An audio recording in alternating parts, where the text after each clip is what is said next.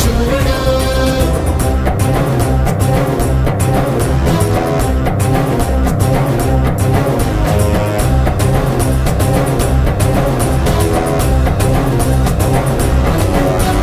జంబులిపై ఇంద్రుడు, సంద్రముపై బడబాగ్ని, రావణుని మదమణిచిన కోదండ రాముడై. మేఘంపై పవనుడు, మన్మధుపై శంకరుడు, వేయి చేతులే నరికిన క్రోధ పరశురాముడై. వృక్షాలపై అగ్నిగణం, జింకలపై చిరుతగణం, ఏనుగుపై కొప్పించిన స్వయం మృగేంద్రుడై. చీకటిపై వెలుగులా, కంసునిపై కృష్ణునిలా